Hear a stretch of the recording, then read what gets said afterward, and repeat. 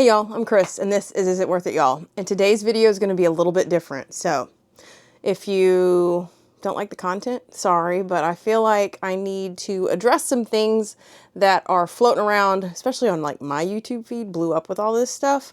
And I feel like I need to give you my perspective on what I believe normal people should do to fix this problem. So stick around. Let's go through it. Okay, you're like, Chris, what are you doing standing in front of your pantry?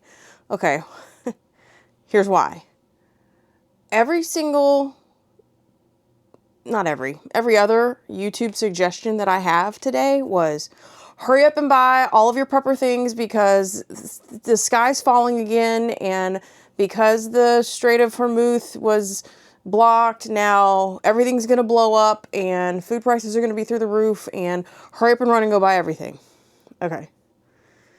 Part of that's true. Are we going to be affected by what's going on the other side of the globe? Absolutely we are. There are things that are tied to that instance that are going to make our food prices go up. Yes, we know that. It's just economics, and it's global economics.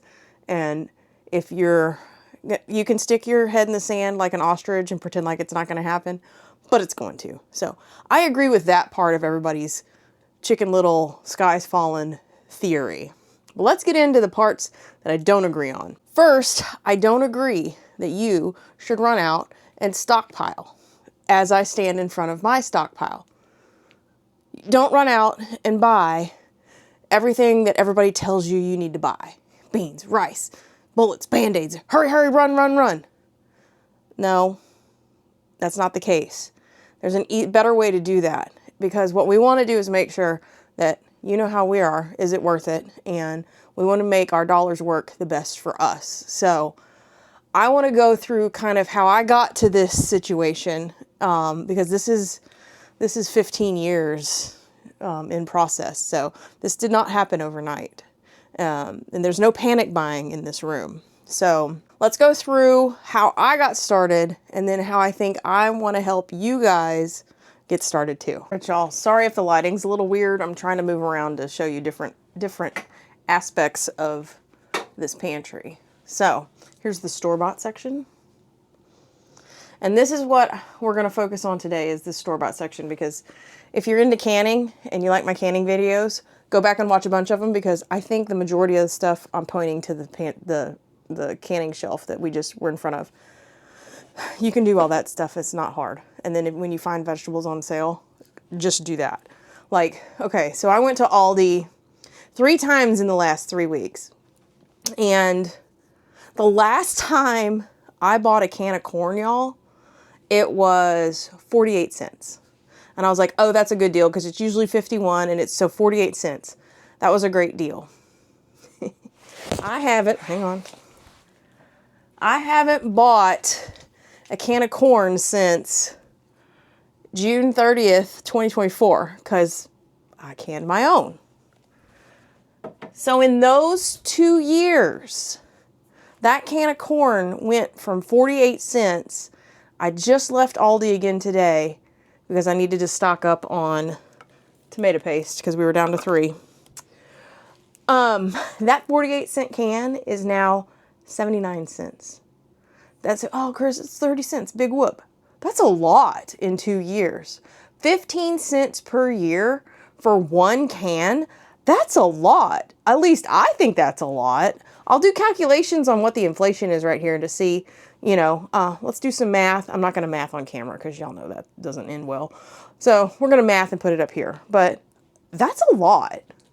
And then the same way, like if you guys would go back and watch my pepper video, and I was looking at the little teeny weeny little jar of pimentos, I'm not paying that. I'll just make it myself. So for everybody that doesn't can, here's where I started.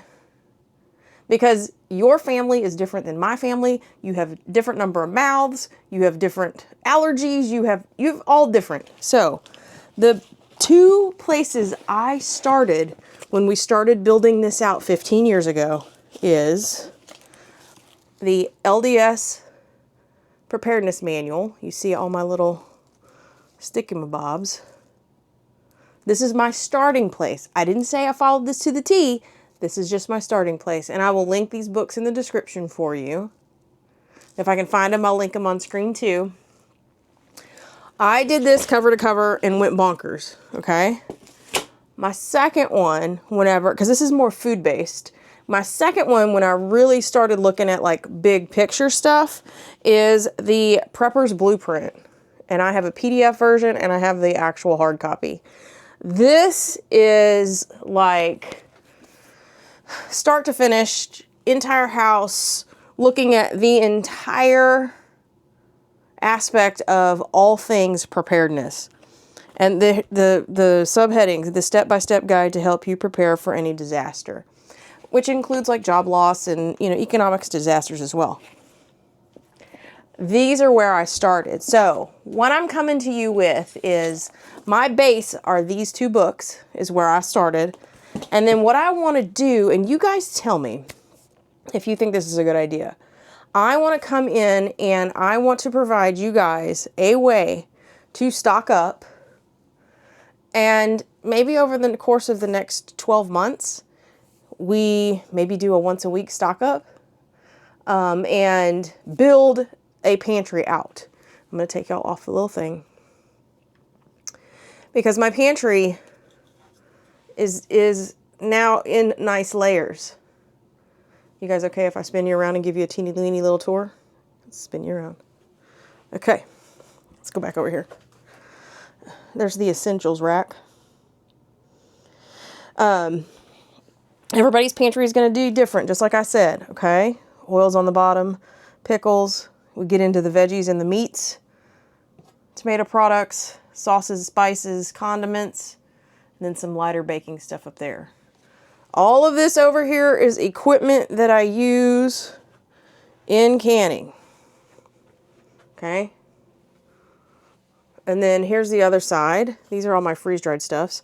Spices, baking, and pasta. And then this is the shelf that everybody wants to see. These are all the canned goods, and those are, depending on the size of the jar, 6 or 7 deep. And then down here are sugar, salt, rice, beans, popcorn. Okay? And then we've got some additional foods in here. Mostly snacks, liquid IVs, more coffee, and then some spices and stuff up there. Now, like I said, y'all, this did not happen overnight. But what I want to try to do for you guys is create kind of like a template or a guideline maybe. And maybe I'll do it as a download so you can use it and make it yours. And maybe month to month, we will create a meal plan. And then what I want you to do is go in with that meal plan and buy double of everything that you would purchase. So, and don't buy convenience. These are convenient. Be right back. This right here is 8 ounces of rice. And this is 64 ounces of rice. And this costs twice as much as this did. So, don't pay for convenience. We're going to go get like real rice and not the convenient stuff. I'm also thinking, if y'all have never cooked rice before, I should probably show you how to do it. Because I like to cook a bunch of rice at the beginning of the week and then eat on it all week. So, tell me what you think. I think this might help some people. Maybe some people just be like, we're not going to watch it. And that's okay too. But I just feel like, I need to respond to all of the madness that is on the internet. And I don't want you to go and spend a ton of money and then have this stuff sit in here, because we've done it. And there's stuff that's been sitting in here that we're not eating that we need to eat through.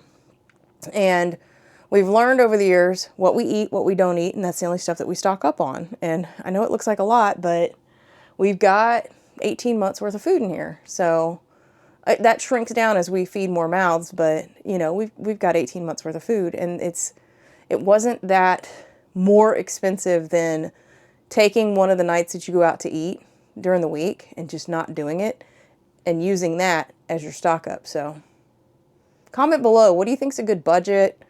And where would you start? your stock up. So comment below. I'm interested. I just feel like I need to address this because the internet's getting all wackadoo, and I want to make sure that we don't go wackadoo with them. You know what I mean? So, okay. Here we go. All right, y'all. I hope you guys enjoyed that. I know it's just kind of like a weird topic, but, you know, with me being the type of person that I am, that this is not only food security, I enjoy doing this. Is fun. I enjoy doing this. This is kind of my stress reliever. And obviously, either there's a lot of stress or I made a lot of joy.